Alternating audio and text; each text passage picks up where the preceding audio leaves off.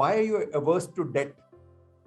It's a myth. I'm not really averse to debt. And I feel whenever you borrow, whatever you borrow, you have to repay that back. And for me, it's very important that I have a very clear cash flow that kind of addresses this issue. I also feel that when you borrow money, you actually put the reputation of your company at risk. And if you default, then you lose everything. So for me, it's like a lose all game if one goes wrong. So there is a lot of caution built in it, but there is really I'm not averse to debt at all. Vicky, your projects are outstanding quality. I mean, outstanding. If whatever project, whether it's Goregaon or Borivali or the Worli 360, I want to ask you: is this focus on quality and design, was it something from childhood that you had? So Anuj, actually yes, I'd say that, and it's like how my father started his business. He did only 2 buildings, and then I inherited the business. But I inherited very strong values from him. And apart from this customer centricity, it was this, eye for detail, getting into, absolute quality execution. And that's exactly what I've followed. Even, in fact, if I tell you that I pretty much don't go to any of my sites, but the way I pick people, the way the entire organization is built, each and every one at ORL is so committed to doing quality that it's literally become a DNA. And for us, we actually don't know how to build badly. So it's actually a problem for us. We buy the best, we bring in the best contractors. In fact, when I interview people for jobs and I ask them the staff strength at site, most sites have probably 20 or 30% of supervision staff that we have. And I do ask my people that, why are we spending so much more on supervision? But they say that, the kind of quality that you want can't be achieved, if it's left to only contractors. So, these are things, but yeah, I mean, and I love, I like it this way. And like I said, I don't know any other.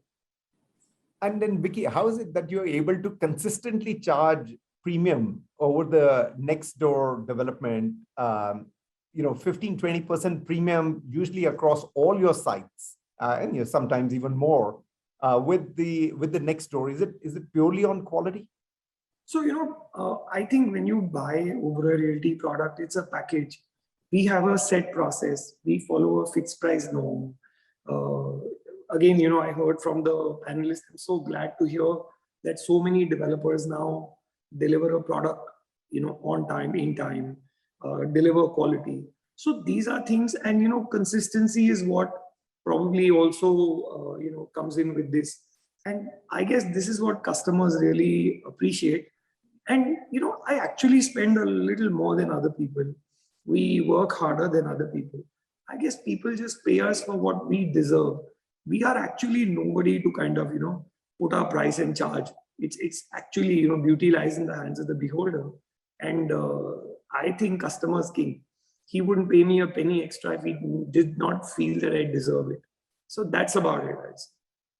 Vicky, will you ever get into affordable housing? I feel affordable housing is not affordable until and unless government comes in with very strong policies. I'd be very happy. I'd love to do that. More than a design mind, we have an engineering mind. We have a mind that can find solutions or does find solutions.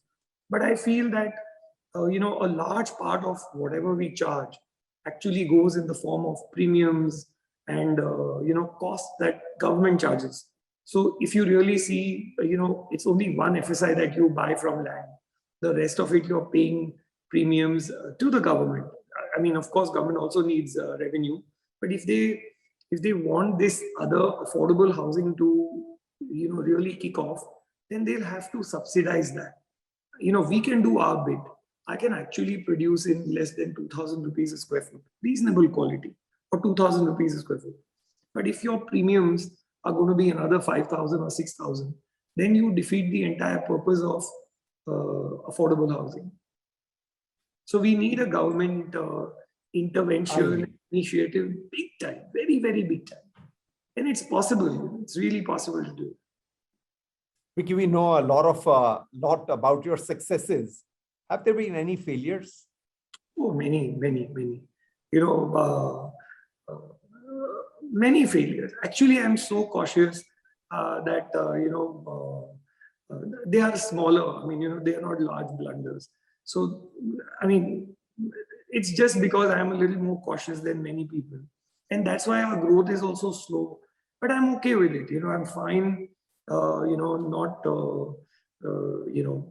growing at the pace of some of the others, but I want to play it safe.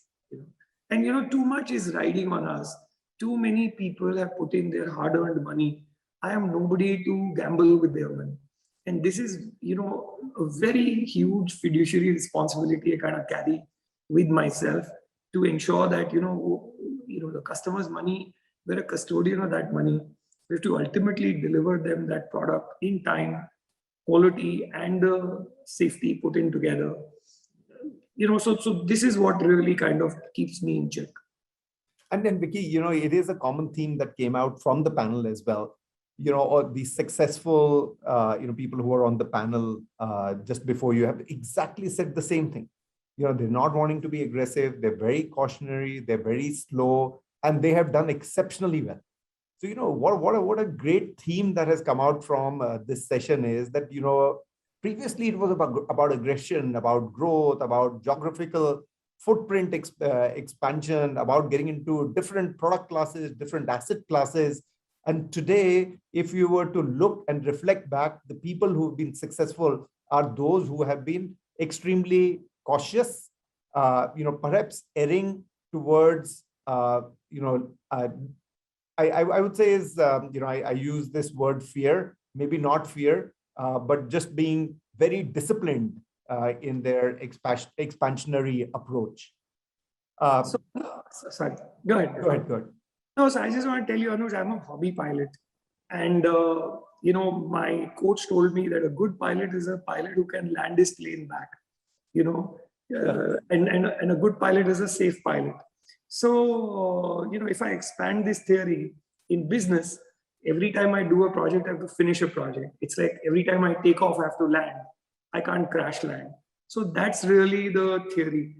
And, and similarly associated to flying is like when you take off, you go full throttle on the engine. And when the plane takes off and when it reaches a particular height, you cut power to 60 or 65% and you start cruising.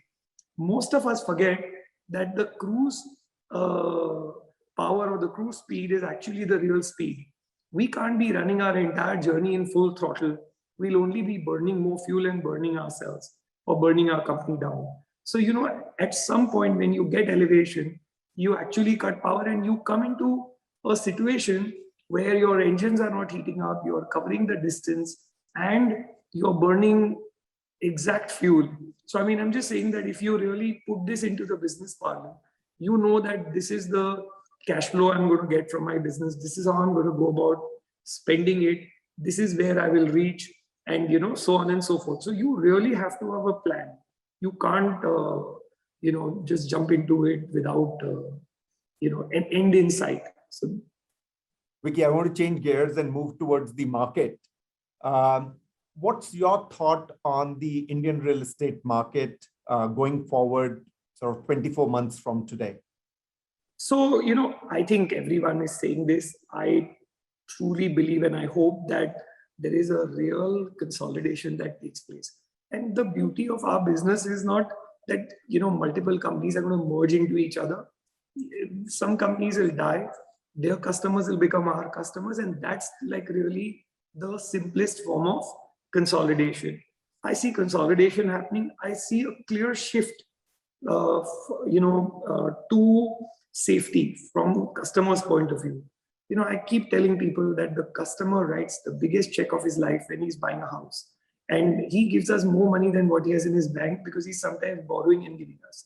So his trust on the developer is at times more than that, that he has with the bank. I see that,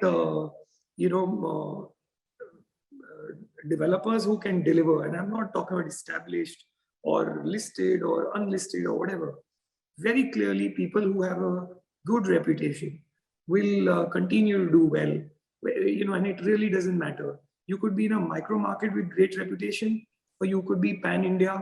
But if you are going to continue to deliver, if you respect your customer, if you respect that word you've given him for quality and time, and if you are reliable, you're bound to, grow. So I'd say that I clearly see consolidation. I see growth. People have realized, a lot of our panelists said that, people have realized their own home is something that they really relish and enjoy. Money in the bank is not going to give you much. You rather put it in an apartment and enjoy that apartment. People are spending more and more time, whether it's socially or even work-wise, at home.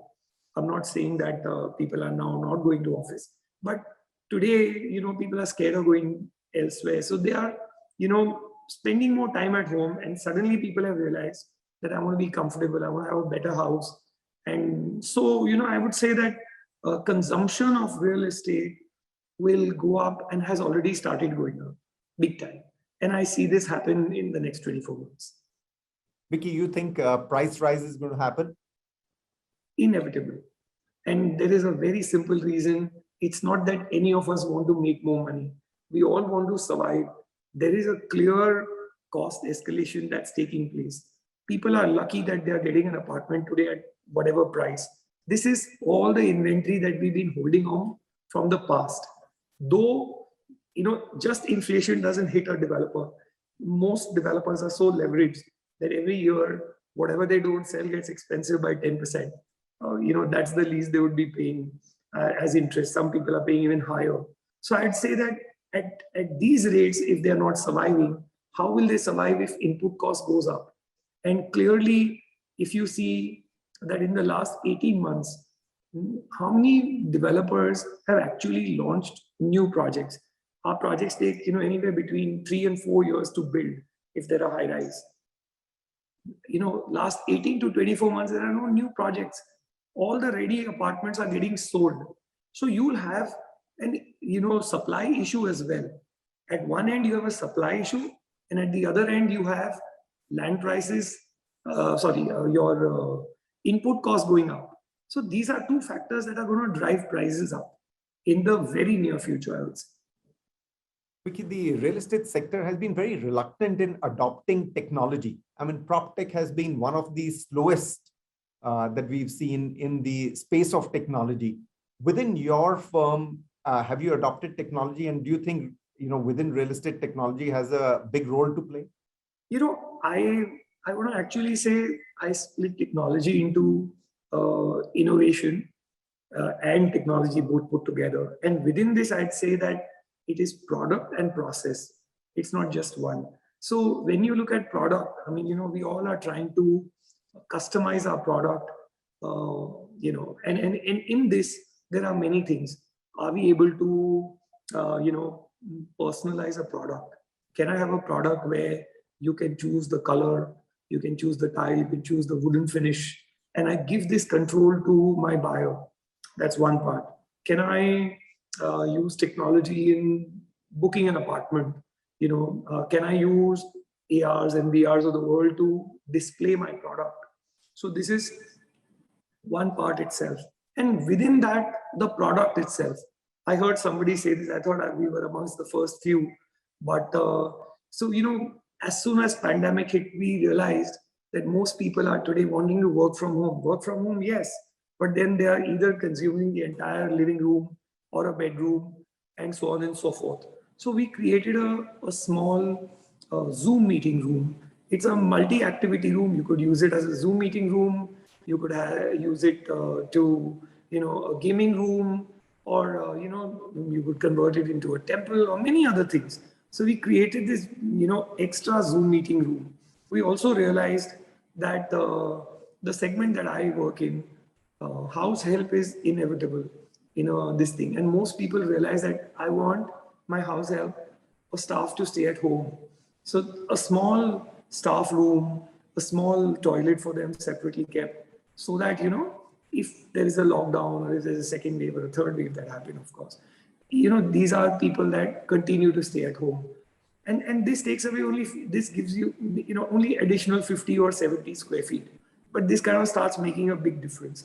So product and process, we've been absolutely, and I'm not waiting for, or rather we did not wait for COVID to happen. We did this, 3 and 4 years ago. We adopted BIM. We adopted,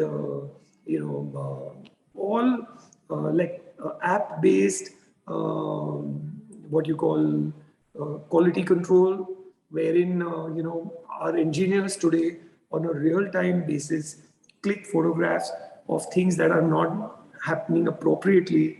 The message is going to the contractor. This gets into the list of open items that need to be completed. So again, I'm saying that both process and product, innovation is a constant. You can't but not innovate.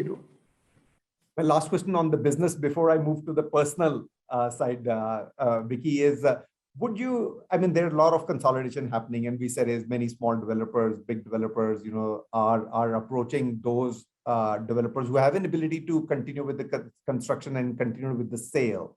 So I'm sure there are lots of projects coming to you as well, Vicky, which are brownfield. Would you have an appetite to take brownfield projects, inherit them towards and move towards completion? So Anuj, we have looked at some of these brownfields. Some of them got by you as well, and they are in prominent locations. There is money to be made. But when I look at the product, I saw an apartment, I saw a building designed, 5 apartments per floor, 2 elevators at one end, 2 elevators at the other end, and 1 at the other end. And I was wondering, I said, if a customer has to, and these are all elevators that are interconnected, how would the customer do this? I just couldn't get my head around it. And then I started thinking, I need to break this, I need to break that. Then it gets into the product being unviable. A lot of people blindly buy a house thinking that we have seen everything, and most of these, commonsensical things are all sorted out. But if I don't see that, then it gets very difficult. So obviously, if I'm looking at a brownfield, it has to first pass this muster or test that it's a product we can really brand and endorse. If we can't, then I wouldn't. So money is not the only thing I want to make in life. And make a good product, I'd refuse that. Absolutely, and I completely agree. And that's probably one of the biggest mantras of success. We keep moving to the third and the final section. If you were to able to rewind back to the start of your work life, would you do anything different to what you have done? I would have completed my graduation, which I didn't. That was one thing I would do, and. Yeah, so that's one thing big. And of course, the knowledge of hindsight, my first few buildings would have been much better than what they are today. But nevertheless, so it's been a journey. One learns. Whatever I've finished today, I already believe that I can do so much better in the next project. So obviously, that regret always is there, and it should be there, because that keeps you going. And then one wants to keep innovating and learning and implementing. One of the things that a lot of people ask, and my office said is, we do want to know Vicky's day life. How does he divide between his work and family time? So I said, okay, I will ask, how does Vicky's typical day looks like? So I live a very seamless life. So from the time I start at 7 in the morning till I finish, dinner, and then, probably watch some TV or something like that, I live a seamless life. I haven't broken my day into, these are my working hours, this is my family hour. Anuj, if you walk into my office and, we just have to sit and have lunch, I'm very happy to leave work aside and then have lunch with you and chat. But when I'm at a dinner and if there's a work call, I'm very happy to step out, take that work call and finish it. So what has happened is, I don't keep, ideally, I try and not keep anything pending. And for me, it's not like, oh, I get distracted if there's work call at 8:30 or 9 in the night, or there is something at 7. So like I said, that I'm happy taking a call from a friend at 11 in the morning. It's not like, oh, no, this is my work time and I can't do it.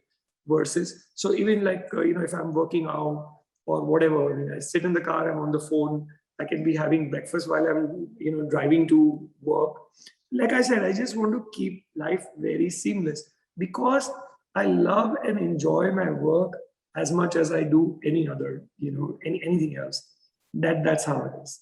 Does Vicky Oberoi get opportunities to take holidays? Oh, I take tons of them. You know it. Come on, Anuj, you don't have to ask me this. You can actually tell the world that I take too many holidays. And again, there I'd say my holidays are also seamless. I would, if I'm in any part of the world, I'm only looking at buildings. I'm only looking at product, finish, design, and we bring that back. Even if it's lifestyle, we want to bring that back and we want to offer it to the customer. So that helps me, keep in pace with how the world is living. And our job is to give lifestyle to people. It's not just giving them a home. 360 West, our project. What all have we done in the amenity section? And like it's almost unheard of. But and all this one gets only when you travel. You want to. I mean, the world is a show window. You travel everywhere. You see what the world is doing. Bring that back. And get it adapted to Indian conditions, Indian style, and stuff like that. Customers teach you a lot. One of my customer told me you should have a bowling alley. Your customer, you got that guy. And I said, yeah, great idea. Let's do it. And he looked at me and he says, oh, come on. As if, you're going to listen to me and you really do it. We put that on. And, when the drawings were made, I told him, I said, I'm doing this. He says, no, I will not believe till it actually happens. And he still says, I need to pinch myself. I said, you gave me a great idea. I should also be thanking you for what you did, And there it is. I mean, we have a bowling alley in 360 West.